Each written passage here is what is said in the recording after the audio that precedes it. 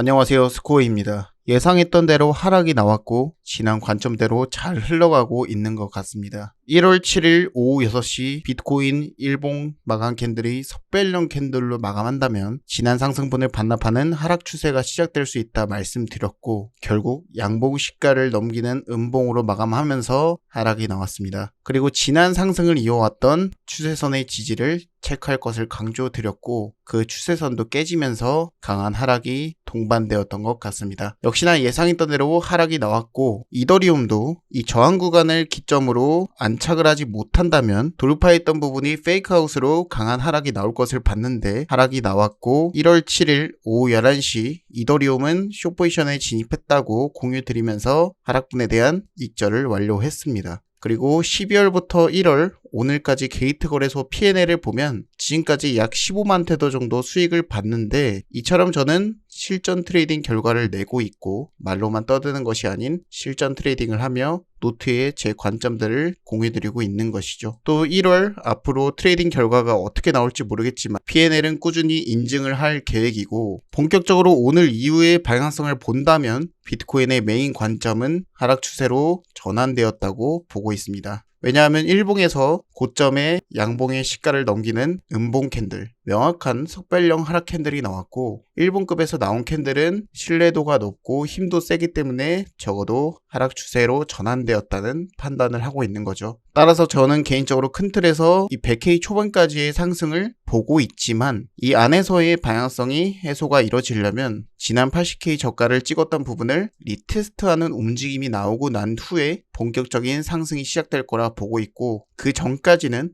계속해서 위아래를 털어대는 변동성만 지속될 거라 생각합니다. 하여 이번에 일봉에서 하락 캔들이 나왔는데 이대로 쭉 빠지는 하락이 나온다면 80K를 리테스트하는 움직임에 따라 스윙 롱 포지션도 받아볼 계획이 있고 그 전까지는 계속 단기 트레이딩에 집중하는 것이 효율적이라는 생각은 변함이 없습니다. 또 단기 관점으로 넘어가 본다면 어제 모두가 볼 수 있는 트레이딩 노트에 4시간 120, 200선 부근에서 지지가 나올 거라 봤는데 정확히 터치 후에 반등이 나왔고 단기 관점으로 봤을 때 92에서 93K까지는 지난 하락분에 대한 반등이 나와줄 수 있다 보고 있지만 이번 상승이 직전 고점인 94.7K를 넘기는 상승은 불가능하다 보고 있고 여기서 더 올라온다면 92, 93 부근에서 다시 숏포지션을 계획할 예정입니다. 결과적으로 이렇게 바로 올라가는 그림은 불가능하다 보고 있고 한번 크게 빠져준 후에 저가에 대한 리테스트를 주고 목표한 값에 도달하는 그림이 제가 보는 시나리오인 겁니다. 다음으로 이더리움은 일봉에서의 저항 라인 안착을 하지 못한다면 페이크아웃이 나올 것을 봤고 정확히 일봉 60선을 도달한 이후에 반등이 소폭 나와줬고 메인으로 봤던 큰 틀 관점은 여전히 일봉 120에서 200선을 도달하는 그림은 변함이 없는데 저는 이 상승이 나오려면 마찬가지로 2600 저가에 대한 리테스트가